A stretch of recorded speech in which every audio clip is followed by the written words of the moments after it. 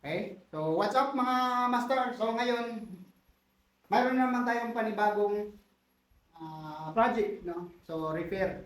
Mga repair to mga master. So, shoutout nga pala kay Sir Nico. Sir Nick, shoutout po sa'yo. So, ito yung bagong Alpha. So, ang gusto niya ay Unilock. Para doon sa isang bat na naman niya. Yan mga master. So, pati ito, mga Alpha. Yan. So, yan, may mga naka-detalye pa para sa gusto niya mangyari. So, ito naman ay iba yung may-ari nito mga master. So, ito yung basag. Yung mga ganitong kaso, hindi ko na rin to may panigurado sa inyo na may babalik natin ng maigi.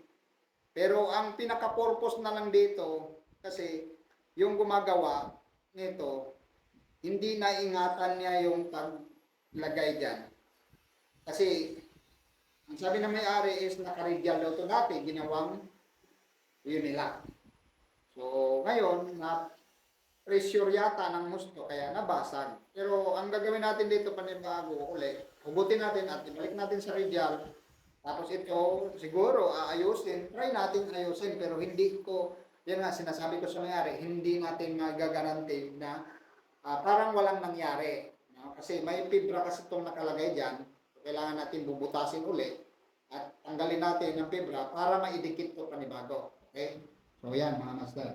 Hindi ko sure kung anong klase itong Vantage ba ito or ang sobrang taba mga master eh. Pero tingin ko baka Vantage, no? Yan, sobrang taba. O taba lang siguro tingnan dahil sa salamin ko. So, yan yung ano.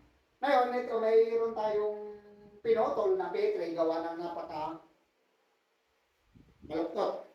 So, yan mga master. So, yan yung mga petri. So, marami na akong nare-repair ng ganito mga master. Okay. Ito yung dahilan na kung bakit siguro pumaluktot. Yan kasi naka-core. Naka-core yung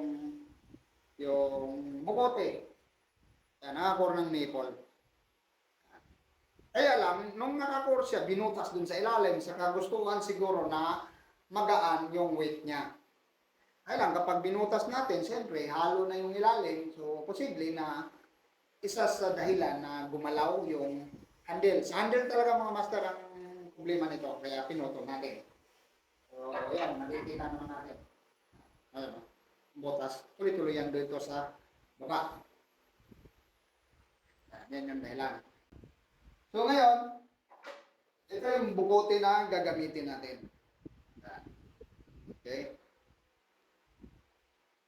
Kailangan natin i-core para magkasintula doon sa naikabit nung una. So, kailangan to natin i-core mga master ng nipple. Okay? So, yan lang mga master. Maraming salamat po.